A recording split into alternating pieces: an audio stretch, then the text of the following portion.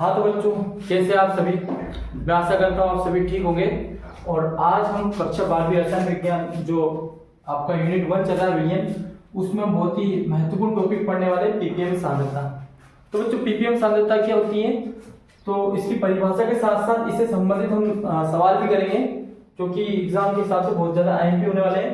तो आपको कॉन्सेप्ट को क्लियर समझ लेना है, फिर चाहे कैसा सवाल आ जाए आप उसको बिल्कुल आसानी से कर पाओगे। तो पहले समझते हैं पीपीएम सांद्रता।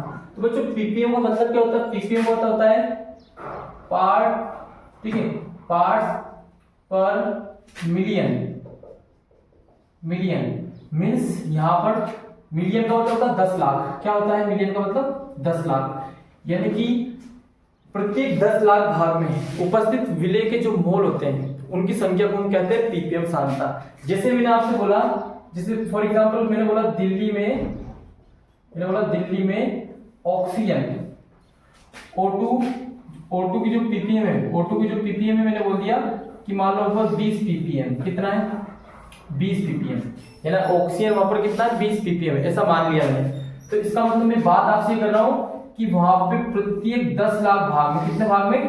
10 लाख भाग में, हर 10 लाख भाग जब हम काउंट करेंगे तो हर 10 लाख भाग में 20 भाग वहां पर ऑक्सीजन है। उसके अलावा बाकी अदर गैसेस में होगी। तो मेनली तो ये गैसों की पीपीएम बताने के लिए काउंट होता है। ओके, पीपीएम सांद्रता। तो मैंने बोला सिंपल सा कि 10 लाख भाग में उपस्थित विलेय के जो मोल होते हैं, विलेय का जो मोल होता है उसको हम क्या बोलते हैं? पीपीएम सांद्रता। जैसे मैंने बोला कि जहां पर मैं हूं अभी, यहाँ पे इस रूम में, मैंने बोला कि यहाँ पर मान लो कार्बन डाइऑक्साइड की पीपीएम, मैंने बोला कि यहाँ पर कार्बन डाइऑक्साइड की पीपीएम 10 पीपीएम। कितना है यहाँ पर? 10 पीपीएम।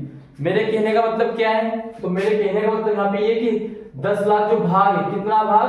10 लाख भाग। उस 10 लाख में हर 10 लाख पार्टिकल को मैं काउंट करूंगा। जैसे मान लो कि 10 लाख परमाणु को जब मैं गिनूंगा तो उन 10 लाख परमाणुओं में से 10 परमाणु किसके निकलेंगे? Carbon dioxide. यदि मैं कार्बन डाइऑक्साइड की पीपीएम की बात कर रहा हूं तो, है ना।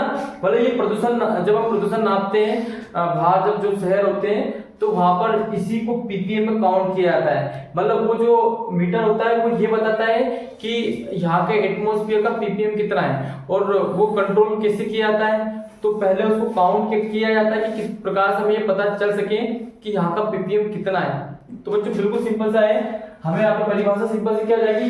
10 लाख भाग में उपस्थित विलेय के मोल को हम क्या बोलते हैं? पीपीएम सांद्रता।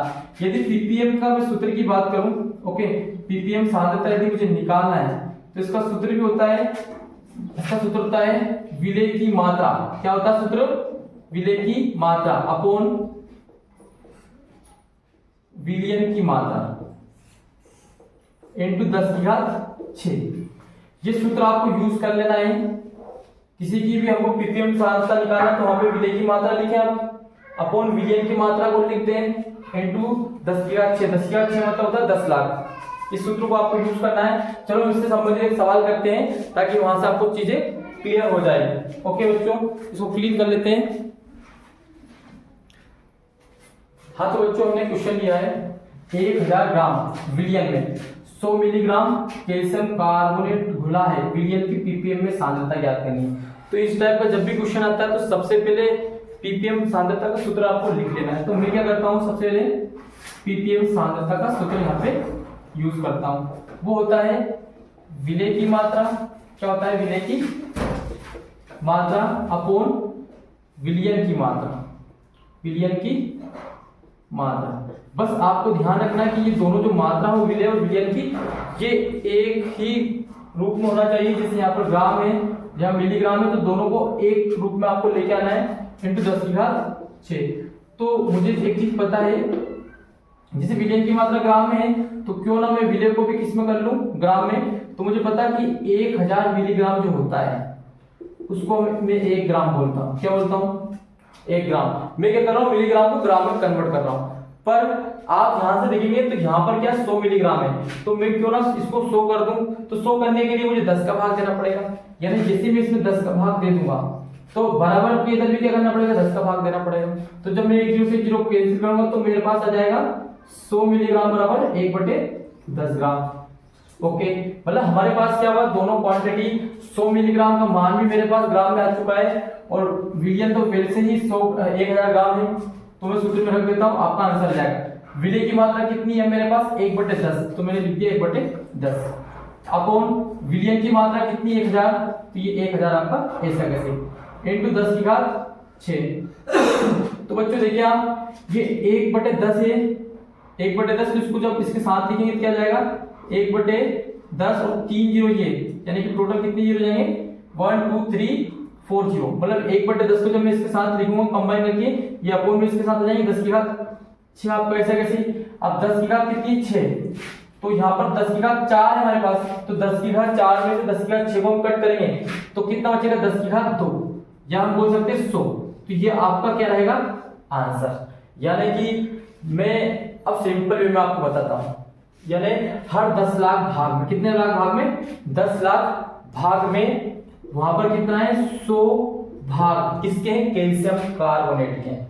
क्योंकि हमें क्वांटिटी छोटी दी थी और हम जब पीपीएम सांद्रता ज्ञात करते तो उसको हमेशा 10 लाख भाग में ही बताना रहता है, तो 10 लाख भाग में बताने के लिए हमको ये फॉर्मूला यूज करना पड़ता है। ओके, यहाँ पर हमने 1000 ग्राम बोला था, 1000 में 10 मिलीग्राम भुला हुआ है और हमको इस क्वांटिटी को किसमें नहीं बताना है पीपीएम में बताना है। पीपीएम मतलब पार्ट पर मिलियन, यानी 10 लाख भाग में उपस्थित विलय के मोल, तो 10 लाख भाग में कितने मोल है यहाँ पर कैल्शियम कार्बोनेट के 100 मोल है।